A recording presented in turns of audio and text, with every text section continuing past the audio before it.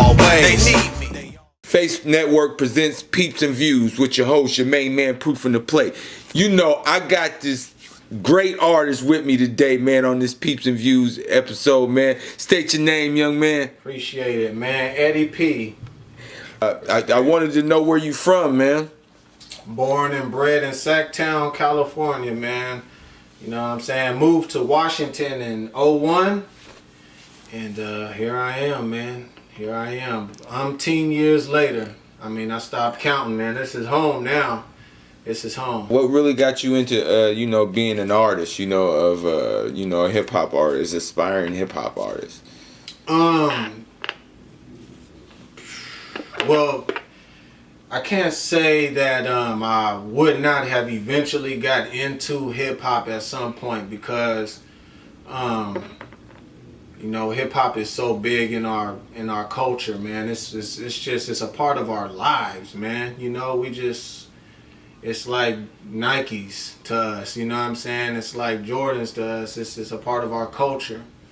And really, what got me into writing was when I moved up here, which was not by my own choice. I was about to turn 17 years old, so had I been 18, I would have stayed back home, but Mom wanted to move the family up here and to take us out of the situations we was in. And when I was up here, I didn't have my childhood people that I used to roll with, so I had to learn how to do something else. So the past time, I would just write. First of all, I would write them letters to let them know how things was going, and then I started writing lyrics. Because I didn't know nobody up here. It was just me, my brother, my younger brother and sister, and my mom's and her man at the time. And so I was just writing the past time, and then eventually that turned into something. Found out that I could really do something with it. As far as who influenced me as an artist, it's kind of changed a little bit just because, when you get into music, you start becoming like just being influenced by all kinds of different types of music because you meet so many types of people and you work with so many types of people, Like, I didn't know people who really played the keys or nothing like that, back home. Or, couldn't call up somebody to just play a guitar for me, like I can now. So you start listening to things, you know what I'm saying? Like, you start listening to things. So I would say, back in Sacktown, I was heavily influenced by gangster rap. That was my upbringing, you know what I'm saying? You're talking about cats in my own neighborhood, especially in Sacramento, man, in my own city. So you had Snoop, you had Sebo, you had cats like Brother Lynch Hung. These was huge cats, man, in Sacktown. And then obviously you had X-Rated. You got the whole West Coast collective, Yuck Mouth and Snoop and all them kind of cats that I grew up listening to as well, E40.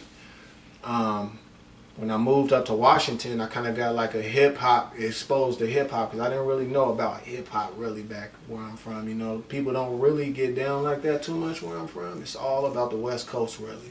So up here I met all kinds of people who put me on the actual hip hop from just different places, you know what I'm saying, whether it's from New York or Philadelphia and whatnot. And it was about East Coast, West Coast for me growing up, so I didn't really mess with nobody in the East Coast really, Yeah.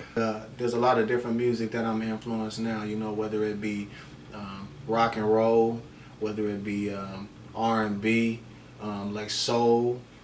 Some of the type of rock and roll I'm talking about, you got like the Jimi Hendrix, you know what I mean? You throw on some Jimmy, you just killing it. You like,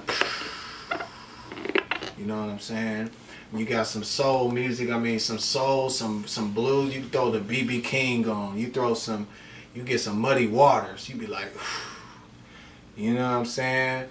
you gonna go with some R&B, man. You know what I mean? You know, you got you know, shout out to you know, shoot, well, my guy Matt Brown, who's been helping me out on a lot of his R&B stuff. But being influenced by R&B, I would say that, you know, Michael Jackson was the king of pop, but I learned a lot about him through or he can mess with that R&B too, though. Michael Jackson had some of that in him too. He had a little bit of everything. I would say he's probably a big influence on me too. Michael Jackson, he had the pop, R&B, like the full gamut of things. He was like the complete artist. He can do it all.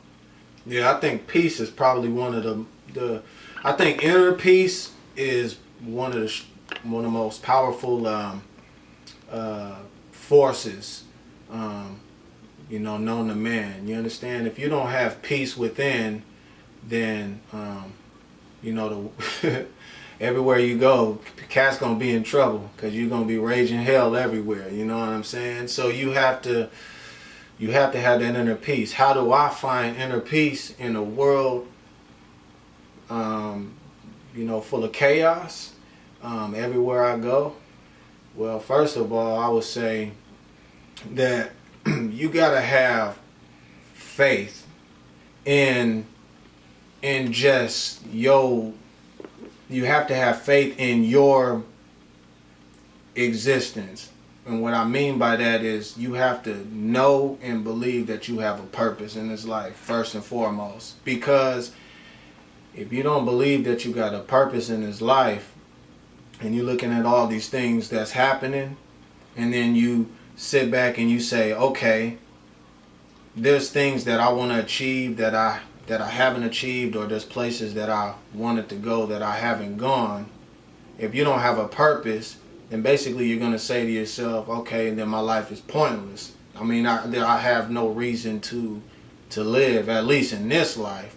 I don't know how many people who commit suicide believe that wherever else they're going to go is going to be better than this life. But I believe that it starts with purpose. I believe that you have to have a purpose. And so my purpose in this lifetime, all I can do is look at what I have. And I look at my family, people who brought me into this life. I look at my friends. I look at everything that I've been given, and I look at what I can do. This is Eddy P, and you're watching Peeps and Views. Make sure y'all hit the subscribe button. Holla.